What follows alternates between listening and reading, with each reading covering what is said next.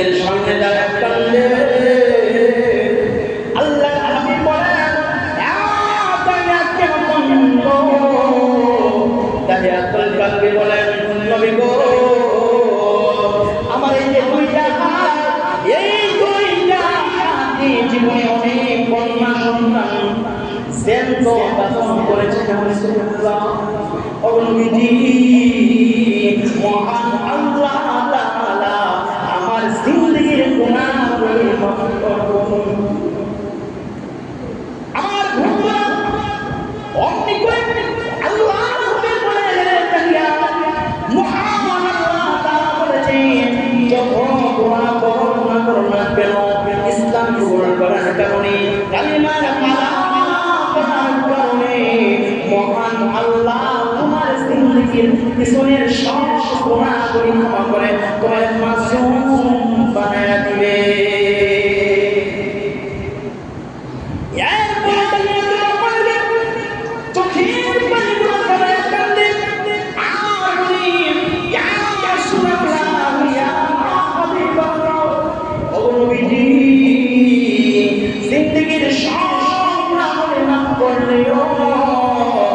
আমার মনে হয় একটা গুনাহ আল্লাহ আমারে মাফ করবে না।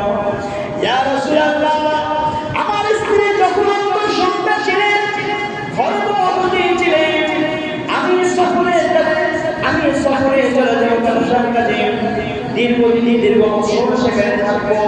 নবী গো আমি আমার স্ত্রী বললাম, তোমার গর্ভে যে সন্তান যদি মেয়ে হয়, দুনিয়াতে আসার পরে তুমি তাকে হত্যা করে মেরে ফেলবো না। আর সন্তান হলে সুন্দর সাদৃশ ছেলে সন্তান হয়, সুন্দর সাদৃশ ভাবে তাকে লালন পালন করবা। ইয়া রাসূলুল্লাহ, আমি ব্যবসার কাজে করে চলে গেলাম।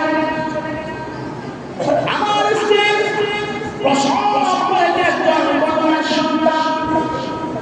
এমন সময় আমার স্ত্রীটা আমার ওই কন্যা সন্তানকে মারতে পারে না। আমার প্রাণের ভাইরা বলেন না, বাবা মার থেকে মার মায়া বেশি না, মার সবচেয়ে মায়া বেশি। আম্মা জান দেখবেন সন্তান ঘরের বাইরে চলে গেলে বৃদ্ধ মা, সন্তান আসছে দিলে মা জায়গাটা যায়, স্ত্রী ঘুমাইতে না দেখে, ছেলে মেয়ে সব নাম থেকে ঘুমা, কিন্তু আম্মা জান বৃদ্ধ বেচারি, হ্যাঁ যাওয়ার হাতে যায় আমার সন্তান সময় তার নাম মা, মার বড় মায়া। আমার ভাইরা খুব সুন্দর একটি সন্তান প্রসব করলেন। আল্লাহু আকবার। কিছুদিনের ভিতরে এই সন্তানটা বড় হতে লাগলো, তার মা তার নাম লিখে দিলেন জামিলা। জামিলা অনেক সুন্দরী ছিলেন এই মেয়েটা। বন্ধুরা, দীর্ঘ 5 থেকে 7 বছর পরে ওই দাহিয়াতুল কালবি তার ব্যবসার কাজ শেষ করে নিজ গৃহের মধ্যে ফিরে আসলেন। আল্লাহু আকবার। এমন সময় আম্মা জান মেয়েটার মা জান মেয়েটার আগে টেকনিতে হয়েছেন, বাবার মন কিভাবে বলা যায়। আমার ভাইরা যেই মাত্র দাহিয়াতুল কালবি নিজ গৃহে প্রবেশ করলেন, মেয়েটা বাবার গলার মধ্যে জড়ে জড়ে সুবহানাল্লাহ। এত সুন্দর ছিল, এমন দাহিয়াতুল কালবি বলে, আরে বিবি আমার পরে কন্যা সন্তান কোথায় থেকে আসলো? দাহিয়াতুল কালবি বিবি ডেকে বলেন, স্বামী গো, ও স্বামী, আমি যখন অন্তঃসত্ত্বা ছিলাম আপনি দেখে গিয়েছিলেন আমার এই অন্তঃসত্ত্বা অবস্থায়, আমি যখন প্রসব করলাম মহান মালিক আমাকে কন্যা সন্তান দান করেছে। দাহিয়াতুল কালবি বললেন, আরে বিবি আমি না তোমাকে নসিহত কন্যা সন্তান যদি হয় তুমি তাকে জ্যান্ত মাটিয়ে লেটন করে দিবা। আবার বিবিকে বলে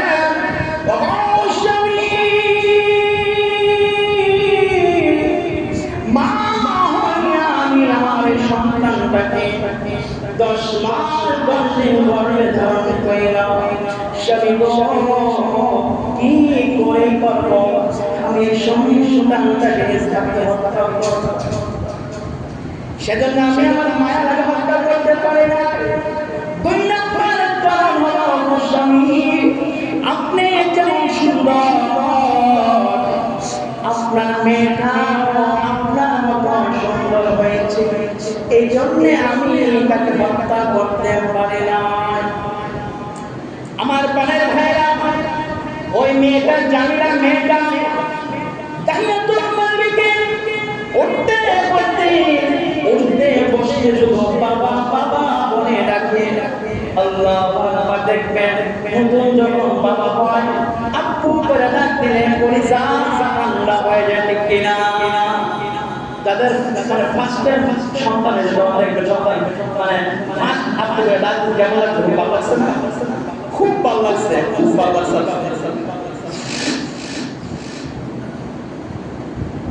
তাহিয়াতুল কালবি বলে ইয়া রাসূলুল্লাহ ইয়া হাবিবাল্লাহ, মেয়েটা যখন আব্বু বলে ডাকি তার প্রতি আমার মায়া জন্মায় গেল। নবী গো আমি তাকে মারার জন্য ইচ্ছা ছিল না। ইয়া রাসূলুল্লাহ ওই সমাজটা অন্ধকার হয়ে গিয়েছিল, এমন মূর্খতায় পড়ে গিয়েছিল। যদি কোনো কন্যা সন্তানের বাবা হয় তাকে সমাজ থেকে বয়কট করা হয়, মানুষ তাকে লইয়া উপহাস করতে থাকে। কেমন অবস্থা ছিল আজকে সমাজের মহিলারা, আমার মায়েরা বোনেরা স্লোগান দেয় যে বাঁচার মতো বাঁচতাম চাই, সমান অধিকার চাই। তোমাদের কি অবস্থা ছিল? ইসলাম তোমাদেরকে সম্মান দিয়েছে। যে সমস্ত নাস্তিকের দালালেরা বলে যে তোমরা সমান অধিকারের তোমরা সমান অধিকার চাও, এই তালে তাল মেলে যে মানবতা তো বুঝে না। নাস্তিকরা চায় হ্যাঁ তাদের উপরে কাঁথা রেখা খুবই খায় আদা আপনি গেটা এখানে মাথা দেব। আল্লাহ তাআলা প্রত্যেকের সেক্টরের কাজ প্রত্যেকের সেক্টর দেখে আলাদা করে দিয়েছে। মহিলাদের যে কাজ সকলের চাপ মেলানো যায় না, সমস্যা বসে মানে বিস্ফোরণ থেকে জানালা এক বেচারা পাঁচ বেলার কাছে বাড়ির মধ্যে কেমন আছেন কেউ ভাই সব কামড় করে তো ভাই কয়ে না তো পিতা তো আমার ওয়াইফ ডেলিভারি দিচ্ছে মারা গেছে। কতটা বুদ্ধি দিতে যাবে না? আর পাশে আর ফোনটি ভাই এই রূপ এই রূপে আমার কিছুদিন পর আমার দাদা মারা গেছে। কেমন বুঝতে সব বিষয়ে সমস্যা কাঁঠালে গাইলে হিসকা মারলে শিখ মারলে কাঁঠাল কি পেকে যায়, এইগুলা কি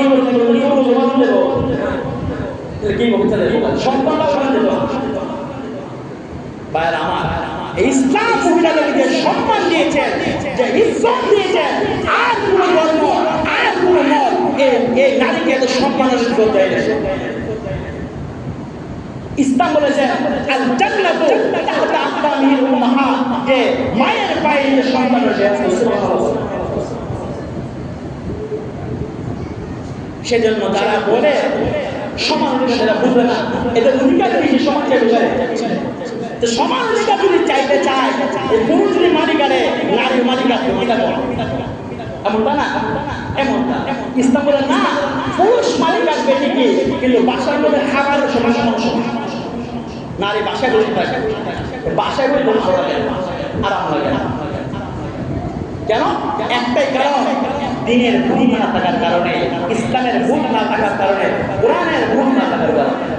আল্লাহ পাক আমাদের মা বোনদেরকে দ্বীনের ভূল মানুষগুলো বলেন আমিন। যে কথাটা বলতেছিলাম,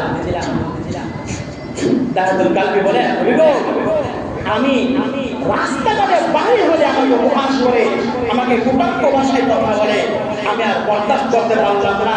আমি নিয়োগ করলাম আমি আমার সন্তান দ্বারা আগের মতো আবার মাটির দাম করে দেন। নাউজুবিল্লাহ। অমনি করে দাঁড়িয়ে তো আমাদের তার স্ত্রীর কাছে গিয়ে বলবেন, ওগো বিবি, অনেকদিন পর সফর থেকে আসলাম, আমাদের বাড়ি যাওয়া হয় না। বিবি গো, আমার সন্তান জামিলাকে সাজায়া গোছায়া দাও। আমি তো নামের বাড়ি যাবো। এবার জামিলার মা বড় খুশি হয়ে যায়, আমার মেয়ে ভাবি বাবার দিনে জায়গা করে নিয়েছে। আল্লাহু আকবার। অমনি করে সুন্দর করে গোসল করে সুন্দর কাপড় পরে বাবার সঙ্গে দিয়ে দিয়েছে। আমার কিছু দূর যাওয়ার পরে সন্তানকে বলেন, আব্বা গো, আমি কতবার আমার সাথে নানা বাড়ি গিয়েছি, কিন্তু এমন রাস্তা দিয়ে যাই না। ও আব্বা, কোথায় নিয়ে যাচ্ছেন? দায়াতুল কারিমে রাসূলুল্লাহ বিভিন্ন কথা বলে তাকে সামনে নিয়ে গেলাম। ওইখানে বড় প্রান্তরে গিয়ে আবার আমি বন্ধ করা শুরু করে দিলাম। আমার মেয়েদের বলেন, আব্বা গো, এই প্রচন্ড রোদের মধ্যে, গরমের মধ্যে বন্ধ করার কি প্রয়োজন ছিল? আব্বা, এমন ভাবে ডাকে আর তার জামা দিয়া আমি বাবার কানগুলা সাথে